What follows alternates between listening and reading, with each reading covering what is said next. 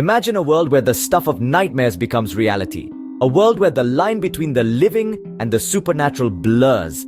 This isn't the plot of the latest horror film, but a chilling true story that unfolded in Leeds, England. Our tale begins with a man named Matthew Wilson, a 25-year-old resident of Beeston. His story is a chilling mix of drug-induced madness, violence, and fear. It's a story that brings the macabre to life, and it's one that's all too real for the victim at the heart of it. One fateful night, Wilson, under the influence of amphetamines and alcohol, lured a 28-year-old woman into a deserted back garden of a house in Beeston. What started as a seemingly harmless encounter quickly turned into a horrifying ordeal. Wilson subjected the woman to a terrifying attack, threatening to kill her if she dared to cry out for help. The horror didn't end there. Wilson began speaking of vampires and the devil, asking the terrified woman to spell devil backwards and perform mathematical problems. The woman later described this mental torment as torture.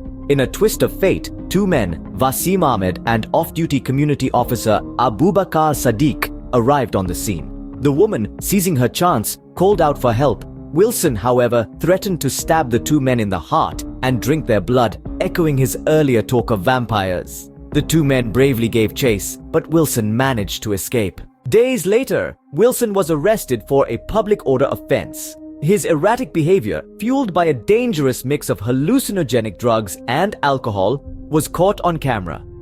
He spoke of the devil being on his back and claimed he could walk through the walls of his cell. This behavior led authorities to link him to the earlier attack on the woman. In a trial at Leeds Crown Court, Wilson was found guilty of 2 charges of raping the woman, false imprisonment, and affray. Despite his initial denial, Wilson later admitted his guilt in a letter to the judge.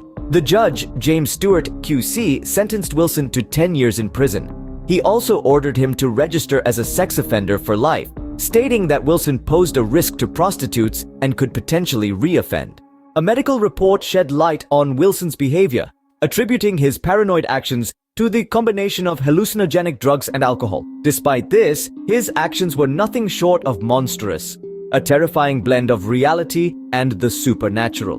This story serves as a stark reminder of the horrifying realities that can unfold when substance abuse collides with violence. It's a tale of terror, a tale of survival, and above all, a tale of justice served.